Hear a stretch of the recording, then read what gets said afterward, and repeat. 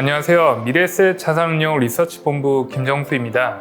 타이거 퓨처 모빌리티 액티브 ETF의 2022년 2분기 운영 현황 및 계획에 대해 설명드리겠습니다.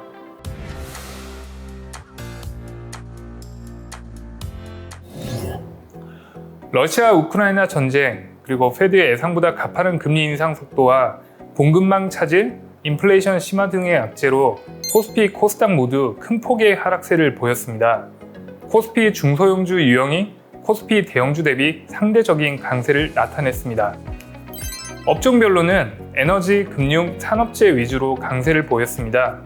금리 인상과 큰 폭의 실적 개선이 이루어졌고 유가 및 원자재 가격 상승에 따른 인플레이션 관련 업종이 좋은 성과를 보였습니다.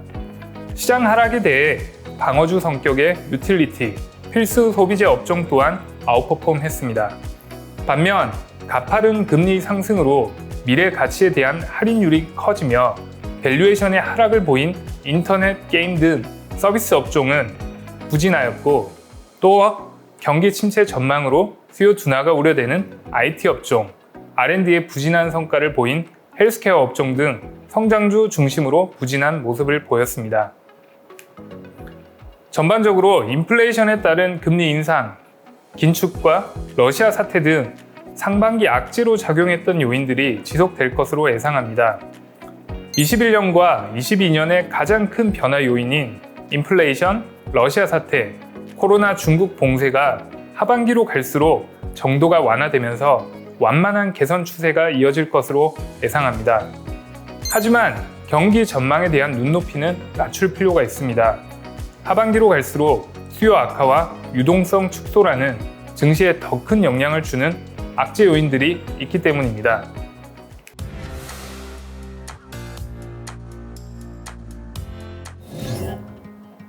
내연기관차 중심에서 전기차로의 패러다임 변화로 전기차에 대한 수요는 폭발적으로 증가하고 있고 2차 전지에 대한 수요도 이어지고 있습니다.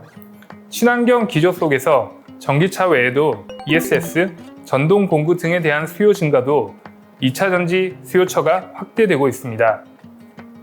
글로벌 2차 전지 메이커는 한정적인 반면에 수요는 급증하는 상황이 이어지며 수요 공급의 불균형이 심해지고 있는 상황입니다.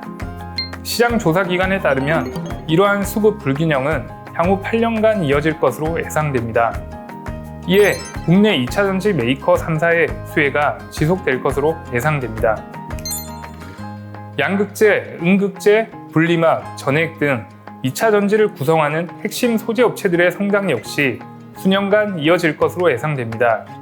인플레이션 환경 속에서 원부자재 가격 상승을 판가로 전가시킬 수 있는 업체 중심으로 긍정적 주가 흐름이 전망됩니다.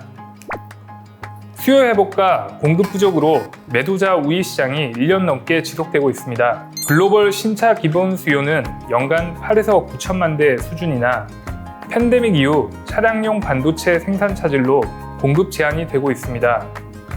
자동차 산업 분석 전문 기관에 따르면 지난 3년간 누적된 대기 수요는 2,746만 대로 이는 전체 자동차 수요의 30% 이상을 차지합니다.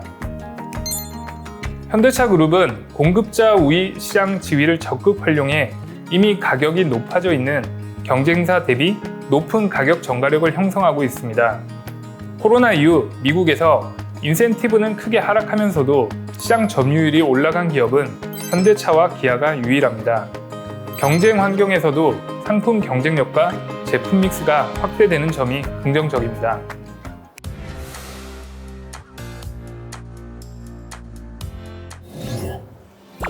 인플레이션이 예상보다 심각한 상황이 나타나고 수요 둔화 우려가 지속되면서 경기 침체 가능성도 높이 제기되고 있습니다. 글로벌 증시 전반적으로 시장이 큰 폭의 조정을 받은 가운데 6월 한 달만 한국은 외국인 매도가 5조 원 이상 출회되면서 하락폭이 컸습니다. 그동안 실적 개선세로 상대적으로 선방하던 2차 전지 업종 역시 큰 폭의 조정을 받았습니다. 상대적으로 원자재 가격 상승과 수요 둔화에 따른 부정적 요인을 이겨낼 수 있는 기업들 역시 조정을 받으면서 증시 전반의 투자 심리가 매우 악화되었습니다. 하지만 2분기 실적 시즌이 시작되면서 실적 성장이 부각되는 2차전지 양극재 업체들에 대한 관심은 더욱 증가할 것으로 판단됩니다. 따라서 2차전지 양극재 업체들에 대한 비중은 유지하고 있습니다. 반면 2차전지 소재 기업이지만 실적 성장세가 둔화되거나 부진한 동박이라든지 분리막 등의 기업에 대한 비중을 축소하였습니다. 1분기 대비 2분기 실적 개선세가 부각되고 있는 완성차 업종을 중심으로 비중을 확대하고 중국 및 해외 거래처 수요 둔화 피해 가능성이 높은 부품 업종은 상대적으로 비중을 축소할 계획입니다.